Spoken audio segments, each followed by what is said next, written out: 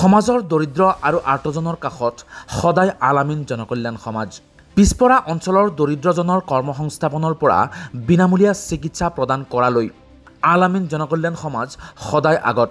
শেহতীয়াকৈ আলামিন জনকল্যাণ সমাজে বিনামূলীয়াকৈ চিকিৎসা শিবিৰ অনুষ্ঠিত কৰি ৩৫০ৰো অধিক ৰোগীক স্বাস্থ্যসেৱা আগবঢ়ায়। মৰিগাঁও জিলাৰ মিকিৰভেটা উচ্চতৰ মাধ্যমিক বিদ্যালয়ৰ চৌহদত আয়োজন কৰে এই শিবিৰ। স্বাস্থ্য শিবিৰটো আয়োজন কৰাত আলামিন জনকল্যাণ সমাজক সহযোগিতা আগবঢ়ায় আৱাজ the voice Assam, AMC 1977 academic, social forum আৰু DR চেৰিটেবল ট্ৰাষ্টে। মৰিগাঁও জিলা আয়ুক্ত দেৱাশীষ শৰ্মাই শিবিৰটো উদ্বোধন কৰে। আমি আলামিন জনকল্যাণ সমাজ গুৱাহাটী তেওঁৰ পৰা আমি এইটো আজি বিনামূলীয়া চিকিৎসা শিবিৰৰ আয়োজন কৰিছোঁ মিকিৰভেটা হাইস্কুলত। গতিকে তালৈকে আমি আহিছোঁ। আমি জিলা উপায়ুক্তই এইটো উদ্বোধন কৰিলে। গতিকে আমাৰ ডক্টৰ আমাৰ লগত আহিছে, আই স্পেচিয়েলিষ্ট আহিছে, মেডিচিনৰ ডক্টৰ আহিছে আৰু চাইল্ড স্পেচিয়েলিষ্টো আহিছে, ENT ডক্টৰো আহিছে। তেওঁলোকে আপোনাৰ বিনামূলীয়া স্বাস্থ্য পৰীক্ষা কৰিব আৰু যিখিনি আমি প্ৰয়োজনীয় ঔষধ পাতি আনিছোঁ সেই ঔষধ পাতিখিনি বিতৰণ কৰিব। আমি জনকল্যাণ সমাজে 2003 চনৰ পৰা এই কামবিলাক কৰি আছোঁ। আমি বিভিন্ন জেগাত স্বাস্থ্য কেম্প কৰোঁ, সজাগতা সভা পাতোঁ আৰু বিশেষকৈ আলামিনৰ তৰফৰ আমি অসমৰ মুছলমানৰ ওপৰত ইতিহাস প্ৰণয়ন কৰা কেইবাখনো কিতাপ আমি প্ৰকাশ কৰিছোঁ। গতিকে এইখিনি কাম আমি জনহিতকৰ কাম কৰি আছোঁ। আৰু আছে ৰিটায়াৰ্ড মেডিকেল অফিচাৰ কেইবাজনো আছে, তেওঁলোকে এটা অৰ্গেনাইজেশ্যন তেওঁলোক আহিছে আৰু আমাৰ আৰ্মিৰ ৰিটায়াৰ্ড কেইবাজনো আহিছে। আমাৰ খোদ আমাৰ ছেক্ৰেটাৰী জেনেৰেল যিজন তেখেত হৈছে retired army colonel doctor Lutfur Rahman, তেখেতো আহিছে আমাৰ লগতে।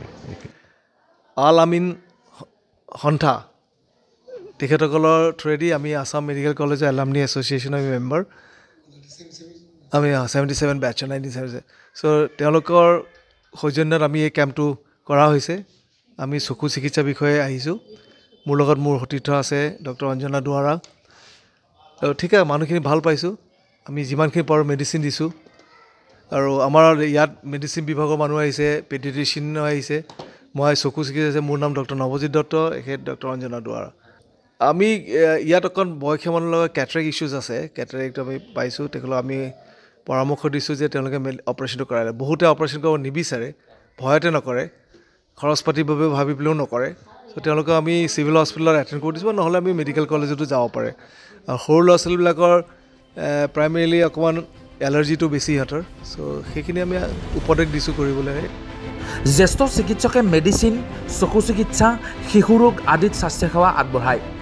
চিকিৎসকৰ মতে বেছিভাগ ৰোগীয়ে চকুৰ চানি পৰা আৰু এলাৰ্জিৰ সমস্যাত ভুগিছিল। ইয়াৰ উপৰিও গেষ্ট্ৰাইটিছ আৰু শিশুৰ মাজৰ পুষ্টিহীনতা সাধাৰণ আছিল। ৰাজধানী গুৱাহাটীৰ পৰা 96 কিলোমিটাৰ দূৰত্বত অৱস্থিত মিকিৰভেটা। বেছিভাগেই তিৱা আৰু অসমীয়া মুছলমান জনসংখ্যাৰ আধিপত্য। মৰিগাঁও জিলাৰ গ্ৰাম্য অঞ্চলটোৱে যদিও আধুনিক সুবিধা পাইছে কিন্তু ব্যৱহাৰ নাই। অঞ্চলটোত ৰাজ্যিক স্বাস্থ্যসেৱা কেন্দ্ৰ আছে কিন্তু দক্ষ চিকিৎসকৰ অভাৱ।